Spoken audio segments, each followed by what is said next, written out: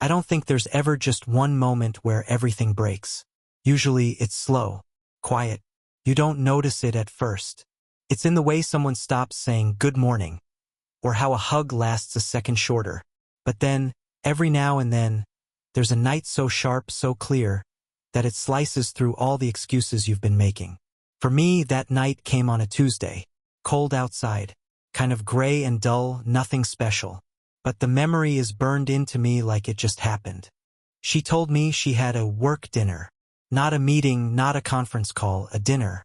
I didn't think much of it until I saw how long she was taking to get ready. At first, I was just sitting on the couch, watching a rerun of some show we used to love before we stopped watching things together. I remember hearing the blow dryer running longer than usual, then the sound of the perfume bottle spritzing. More than once. When she finally stepped into the hallway, I barely recognized her for a second. The dress was new, sleek, fitted, something she would have worn on a date night with me back then. Her makeup was heavier than usual, in a polished kind of way, and her lips were done in a shade she only used when she wanted to feel bold. The perfume was unfamiliar. Not the light floral one I always told her smelled like spring, but something musky, almost magnetic. It lingered. I just stared at her, probably longer than I should have. She looked stunning, but I couldn't help thinking, why this much effort for a Tuesday work dinner? You look nice, I said, trying not to sound suspicious. I even smiled. She paused for a split second. It's just dinner with a few people from the project team, she replied, brushing her hands over her hips like she was smoothing invisible creases.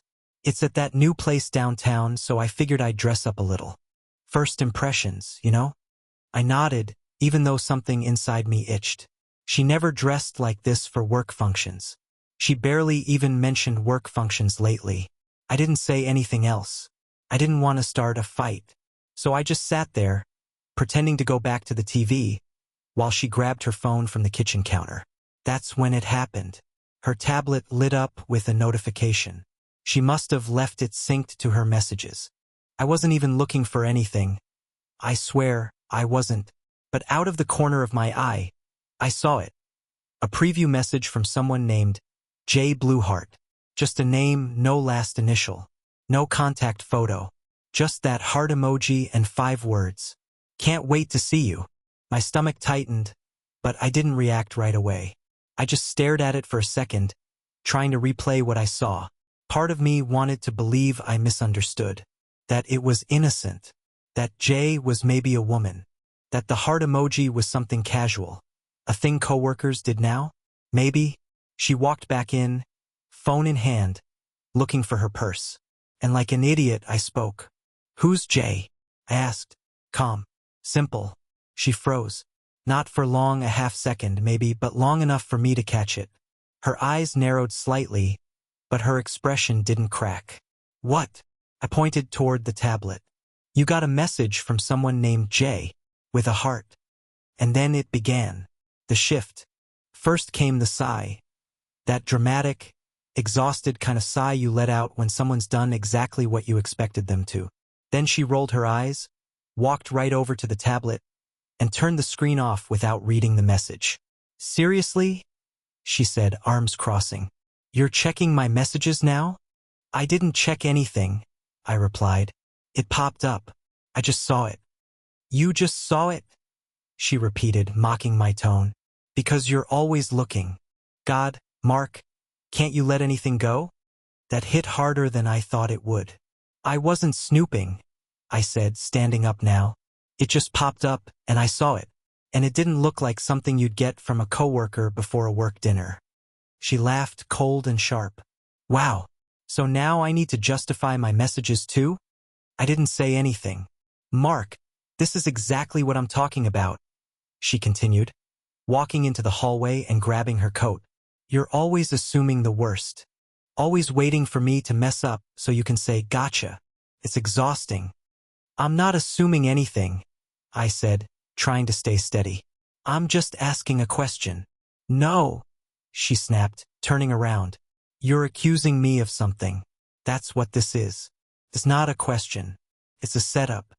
That's when I realized. She wasn't just brushing this off. She was flipping it.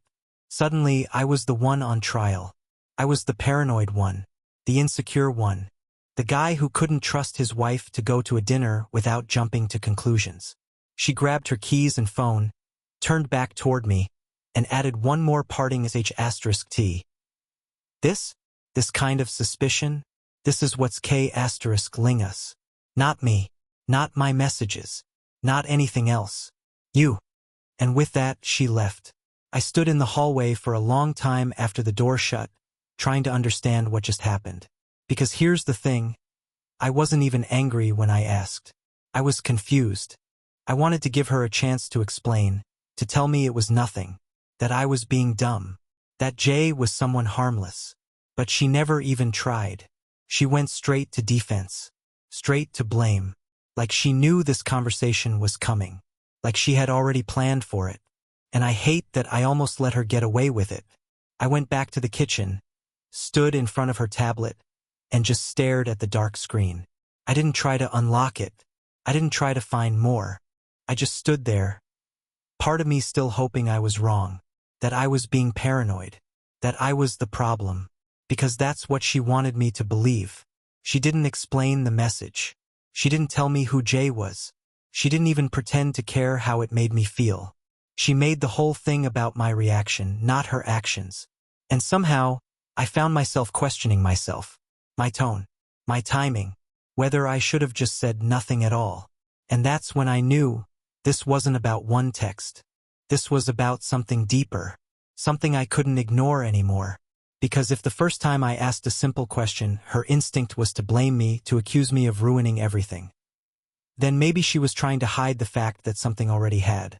After that night, the J. Blueheart night, everything in my head started to rewind. It was like my brain suddenly got access to a hard drive it had been too afraid to open. One by one, the pieces began to unlock. And what I saw when I really looked, it made my stomach turn. Funny how things that once seemed harmless take on a whole different meaning when the context changes. I used to chalk up her late nights at work to ambition. She'd always been driven, even admired for it. If a project needed extra hours, she'd volunteer. I supported it, proudly even. I was the guy who brought her coffee to her desk at 11 p.m. without complaining. I told people she was *ling it, while I quietly waited up, watching the living room clock flash 12:14, 12:15, 12:16. But now I saw the pattern. The dates, the excuses, the dead phone batteries, and the meeting ran late texts that always came just a little too late. And then there were the gym nights. She suddenly got really into fitness about 7 months before that night. Not that I'm against it. I supported her. I encouraged it. I even tried to go with her at first, thinking it could be something we did together. But she pushed back. "This is my time," she told me. "It's how I clear my head. I need space." That was a theme lately. Space, breathing room, alone time. So I gave it to her.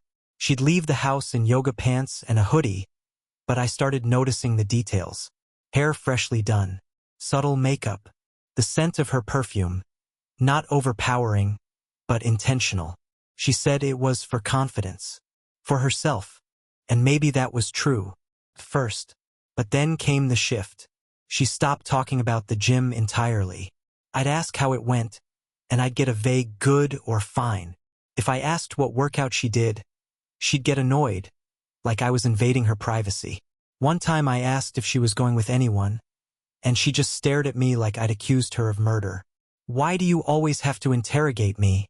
she snapped. "Can't I have one thing that's just mine?" So I backed off again, like a good husband, like someone who didn't want to seem insecure. But now I wondered if she ever went to the gym at all. I thought back to the night I found her AirPods still charging at home when she said she was already at the gym. I'd shrugged it off then, figured she just grabbed wired headphones or something. But looking back, I realized she always used her AirPods. So where was she? That's when the memories started lining up, like suspects in a police lineup. Moments I'd buried, signs I'd ignored, like the time I overheard her laughing on the phone in the backyard, only for her to get quiet the second she saw me through the glass door. She said it was her sister, But when I asked her later what they talked about, she couldn't remember. Or the night she left her laptop open on the couch, and I caught a glimpse of a message notification that disappeared before I could read it. She snatched the laptop and said it was work stuff. Confidential. She used to share everything with me. Even boring stuff. Random texts. Stupid memes. Her coworkers' drama. We were close. We used to talk. But at some point, and I still don't know exactly when, she stopped including me. She stopped planning weekends. Whenever I suggested a short trip or even just a lazy Saturday together, she'd tell me she had too much on her plate. She was always burned out. Always behind. But then I'd see photos of her out with friends. Dressed up. Smiling. Not with me. Not for me. Even her laugh changed. Sounds stupid, I know, but I noticed. She used to laugh freely. The kind of laugh where she'd throw her head back. Eyes crinkling, no filter. Now when I tried to make her laugh, I'd get a tight smile. Sometimes not even that. Like she'd outgrown my sense of humor. Like I was no longer funny to her. Just someone she tolerated. And the affection evaporated. She used to hug me from behind when I was cooking. She used to reach for my hand in the car. Now, if I put my hand on her back, she'd tense up. If I kissed her neck while she was doing her makeup, she'd pull away and say, "I'm busy." And * Macy became routine, or worse, rare, mechanical. She'd say she was tired, or stressed, or not in the mood, and I believed her, because I trusted her, because I thought we were just in a rough patch, that every couple had them. But here's the thing about rough patches. They don't come with lies. They don't come with secrecy and half-truths. They don't come with emoji-coded names in your tablet or full makeup for a work dinner. The more I replayed everything, the clearer it became. It wasn't that I was blind. It's that I didn't want to see. Because if I admitted what was really happening, that she was pulling away not because she was tired or stressed but because her heart was somewhere else, then I'd have to admit I was losing her. And I wasn't ready for that. Even when the signs were neon flashing red, I still clung to hope. I told myself she just needed time. That work was really overwhelming. That she'd come back to me. But she never did. Every day after that J message, I started watching more carefully. Not snooping, just observing. Because once the glass starts to crack, you see everything through a new lens. I noticed that her phone, which used to buzz freely around the house, was now always face down, on silent, taken with her into the bathroom, the closet, even the backyard. She never left it unattended anymore. When I asked her if she wanted to plan something for our anniversary, she said, "Let's just keep it simple this year. No smile. No eye contact. Just that tone, the one people use when they've already mentally moved on." I knew then, even without hard proof. I knew. I started questioning myself, too. Wondering how long I'd been lied to. Wondering what else I'd missed. Had there been others before Jay? Was Jay even the beginning? There's this grief that comes not from the betrayal itself, but from realizing how long you were the only one fighting for something already lost. I started seeing her affection for what it really was: strategic, performative, like a show she was putting on just long enough to avoid suspicion. A quick kiss before work. A smile when others were watching. But the warmth was gone. The soul of it was gone. And maybe worst of all, I started remembering who I used to be. I used to be light, funny, open. I used to tell her dumb stories from my day, or sing in the kitchen while she rolled her eyes. I used to feel wanted. But now I was quieter, duller, always second-guessing myself, walking on eggshells, trying not to push too hard or say the wrong thing. I had become smaller, not because she asked me to, but because I thought that's what would make her stay. And that's what broke me the most, because somewhere along the line I stopped being her partner and became background noise. Just something convenient, something safe, something easily ignored. But not anymore. That week, I started writing everything down. Not to confront her, not yet, but for me, so I could see it clearly. So I couldn't talk myself out of the truth again. Because when you love someone, you build a version of them in your head. And it takes a lot, an overwhelming amount of evidence, to admit that the version you built might not exist anymore. But I was there now. No more doubt. No more blind loyalty. No more pretending. The puzzle had always been in front of me. I just didn't want to see what it made. Until now. The truth didn't come crashing in all at once. There was no shouting. No dramatic confrontation. No scene where I grabbed her phone and demanded answers. What I got instead was something colder, quieter, and far more final. It started with paperwork. I was looking for an old insurance document one afternoon, digging through the filing cabinet in the spare room. That drawer was always a mess. Old warranties, expired policies, instruction manuals for things we didn't even own anymore. I wasn't searching with suspicion. I was just frustrated and tired, flipping through folders faster than I should have been. That's when I saw a receipt that didn't belong there. A hotel invoice, neatly folded, slipped inside a folder labeled Utilities. It was recent, issued in her name. One night, a single room. The location made my chest tighten immediately. It wasn't a city she traveled to for work. No clients there. No conferences. No branch offices.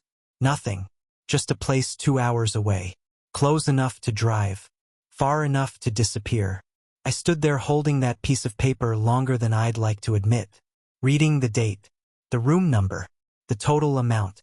Everything printed in black ink. Calm and professional. Like it wasn't documenting the quiet collapse of my marriage. I didn't confront her. I didn't even mention it. Instead, I put the receipt back exactly where I found it and closed the drawer. Because I knew something then that I hadn't known before. If I asked her about this, she'd lie. Smoothly, confidently, and she'd make me feel guilty for asking. So I didn't ask. I verified. I checked her calendar. That date lined up perfectly with one of her late work dinners. The kind she never brought leftovers home from. The kind she came back from relaxed instead of drained. Then I checked something else. Something she never thought I'd look at. Her expense reports. She'd once asked me to help her organize them months earlier when she was overwhelmed. So I still had access. I hadn't touched them since. But now I opened the file, scrolled slowly, and found it, the same hotel charge disguised under a generic category. Client meeting. No client name. No notes. Just a number. I felt something settle in my chest then. Not anger. Not panic. Certainty. Still, I wanted one more thing. Something I couldn't rationalize away. Something I couldn't unknow. And it came to me without effort. A message from an old friend. We hadn't talked in months. Not for any bad reason, just life. His text was casual at first. "Hey man," random question. "Are you and her still together?" I stared at my phone, heart pounding softly but steadily. "Yeah," I replied. "Why?" There was a pause. Longer than normal. Then the photo came through. It wasn't blurry. It wasn't dramatic. It didn't need to be. She was sitting at a bar, leaning forward, laughing, her hand resting on a man's forearm, his fingers covering hers. Not accidentally, not briefly, but comfortably. And asterisk mately, like muscle memory. The caption from my friend was simple. "I didn't know if you knew. I'm sorry." I zoomed in on her face. That's what broke me. Not the touch. Not the setting. Not even the man, though I recognized him immediately. He was the one she claimed was just a work contact. The one she said she met in group settings only. The one whose name she mentioned too often and explained too quickly. What broke me was her expression. She wasn't guarded. She wasn't distracted. She wasn't pretending. She looked free. That's when the last piece fell into place. This wasn't flirting. This wasn't confusion. This wasn't a mistake. This was a relationship. Later that night, after she fell asleep beside me, her breathing even, peaceful, I sat in the dark living room and checked one final thing. The man from the photo. Public records don't lie. Social media doesn't hide everything. He was married. Had been for years. 2 kids. Family photos. Vacations. Smiles that mirrored the ones my wife used to give me. And suddenly, the entire structure of deception revealed itself. 2 people lying in parallel. 2 lives folded neatly away so something else could exist in secret. Not reckless. Not impulsive. Calculated. I didn't cry. I didn't yell. I didn't feel the need to confront her or demand explanations that would only be half-truths wrapped in blame. I felt something colder. Acceptance. Because now I knew that every moment of doubt, every deflection, every accusation she threw at me, it wasn't defensive confusion. It was strategy. She wasn't trying to save our relationship. She was trying to protect her double life. That night, sitting alone in the dark while she slept peacefully down the hall, I understood something that changed everything. I had already lost her long before I found the proof. The proof just made it impossible to pretend otherwise. And once pretending was no longer an option, there was only one thing left to do: disappear. I didn't slam doors. I didn't throw clothes into a suitcase or scream at her in the kitchen.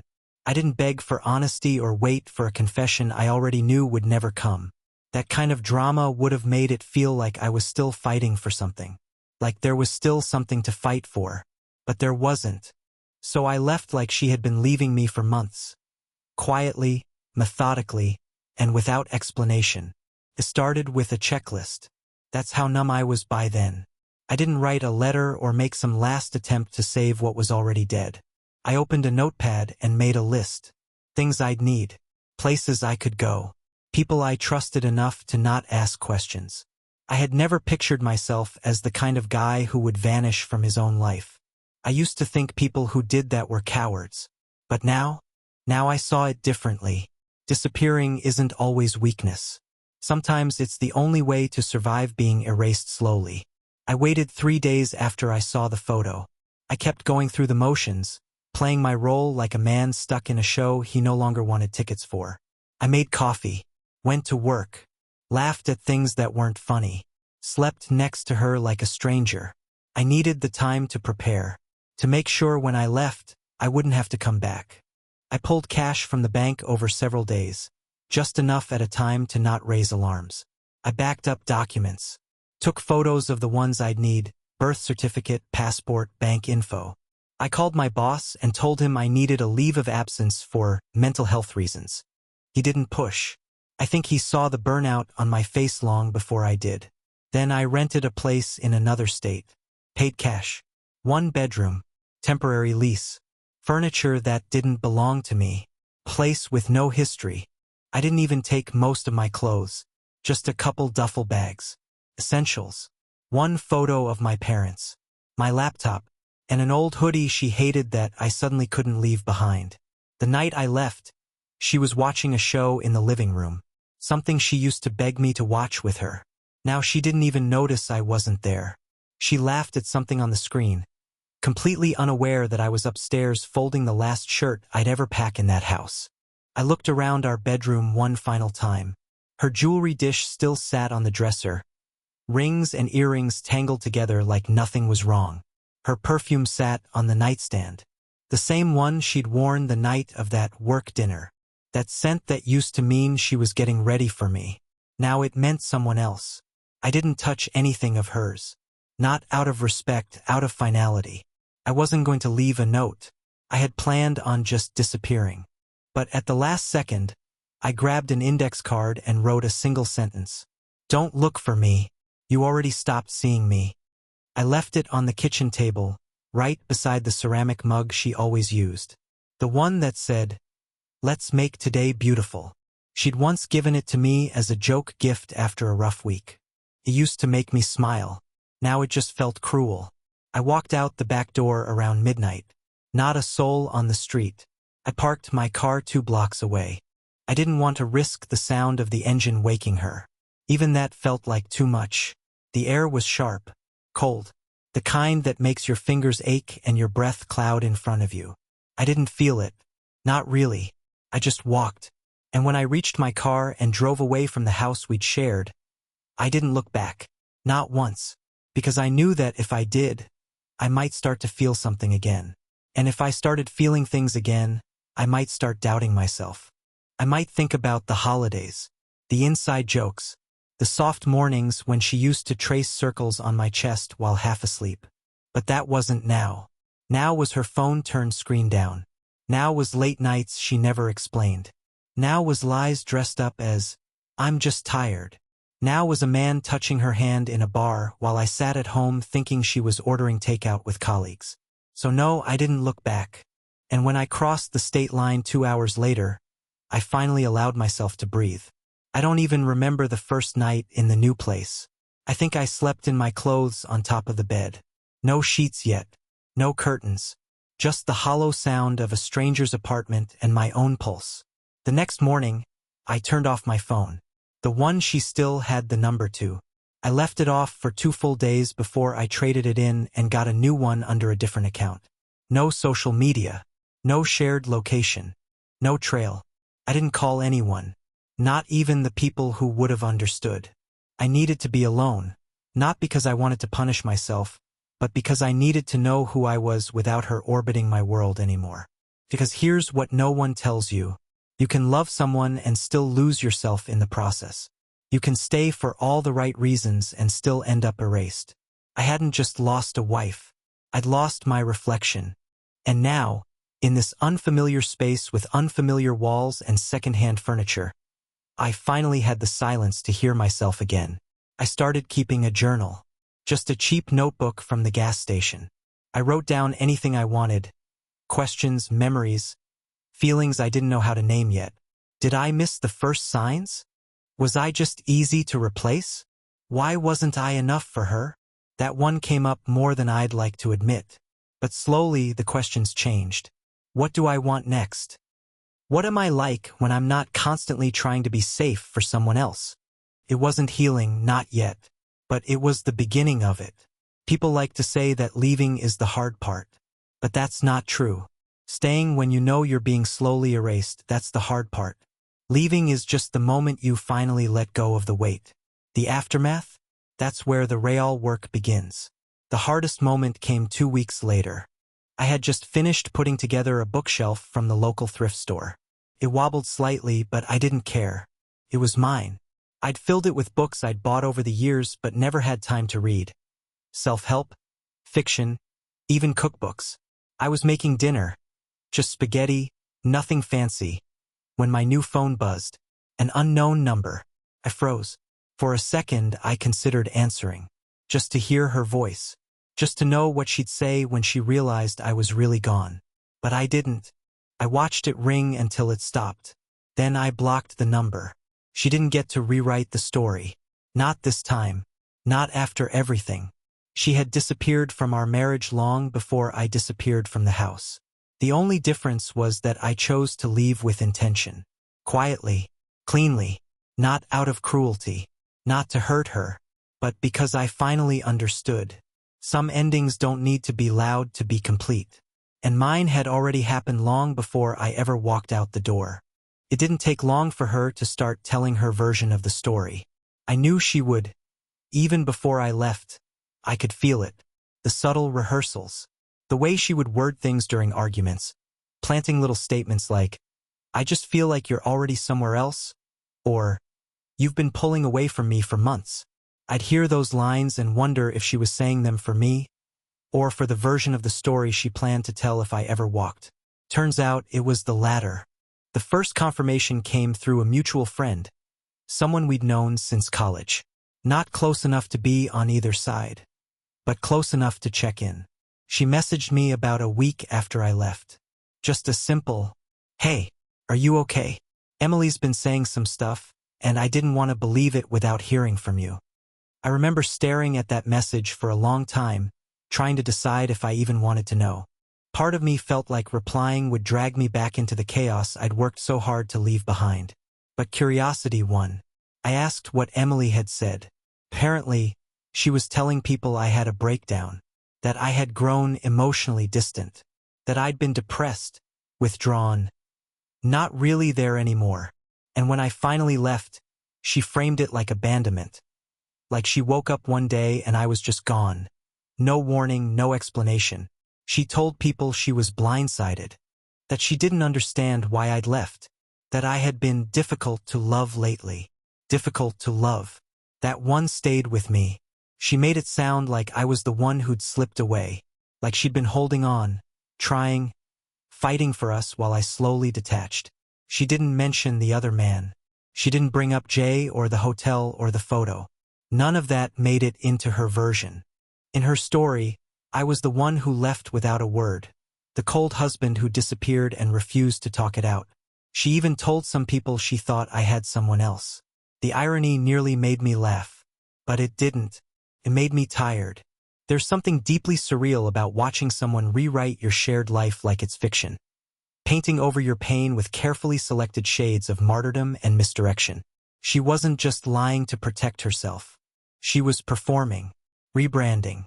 And I wasn't surprised. Emily had always been good with people.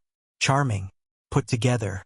The kind of person who knew how to spin a story before anyone even asked for it. And people believed her, at least some did, because she cried when she told it, because she looked confused and heartbroken when she talked about not knowing where I went. She was careful, selective, calculated, and the silence I'd left behind became the perfect blank page for her version of events. I didn't respond publicly. I didn't reach out to correct anyone. That was the hardest part. Sitting in the quiet, letting people think what they wanted, while she shaped the narrative to her advantage. But I knew something she didn't. The truth always finds its own voice. And it did, just not through me. It started with a woman named Clara. I didn't know her. Not personally. But she knew Jay, because she was married to him. She reached out through email, a subject line that stopped me cold. "You don't know me, but I think we need to talk." I opened it with shaking hands. The message was direct, but not unkind. She said she had come across my name while looking through phone records, said she had a gut feeling something was going on, and she finally confirmed it the same way I did. One accidental notification, one moment of carelessness. She didn't go into graphic detail. She didn't need to. We both knew the pattern. She attached *TS, messages, photos, a shared hotel booking, a reservation under her husband's name for two. The same place, same date as the receipt I'd found months earlier.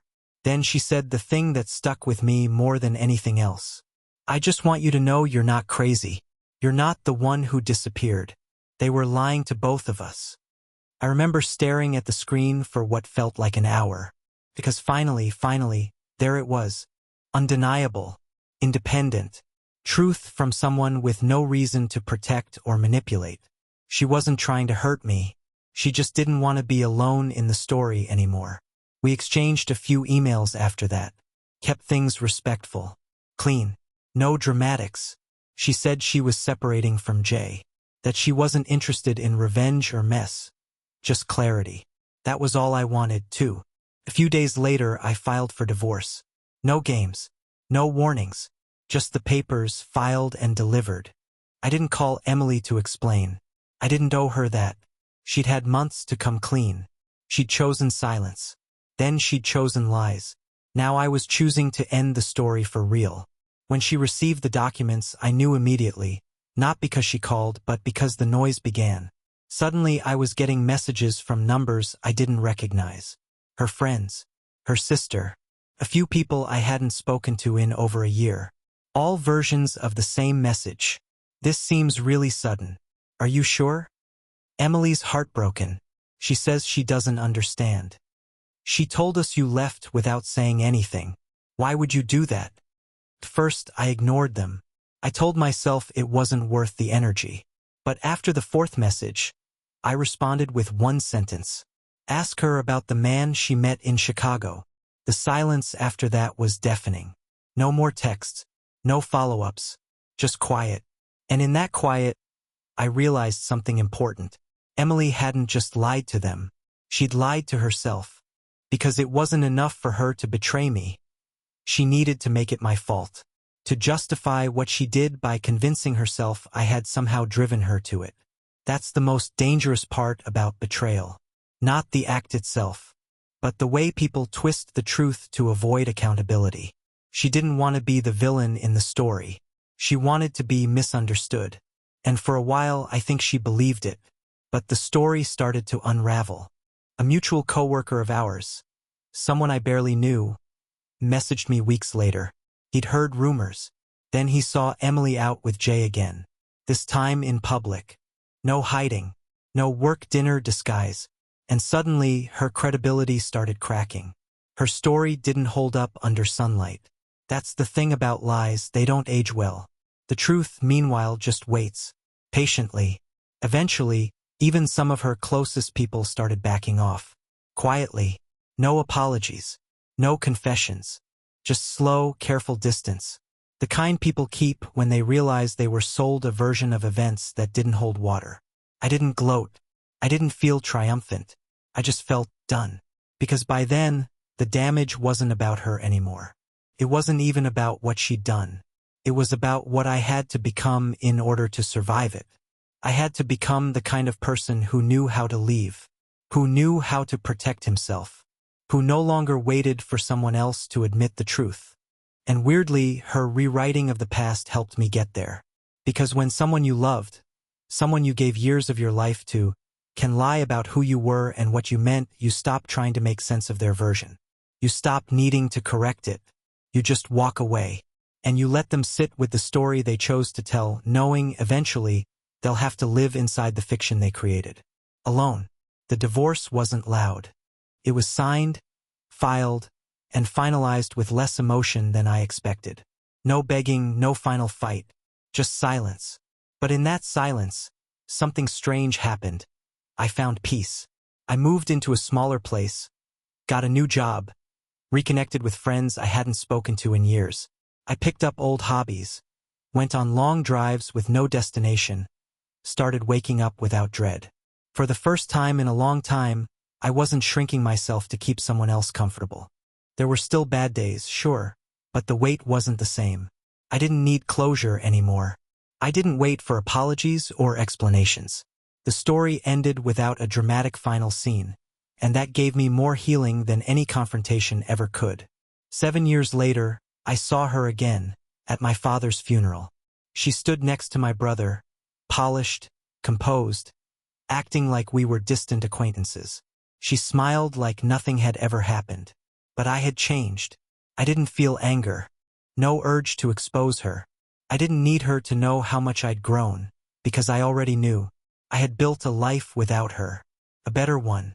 Watching her stand there, still trying to win whatever game she thought we were playing, I felt something unexpected, gratitude, because her betrayal forced me to find myself.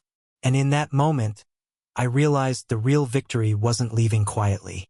It was living fully afterward.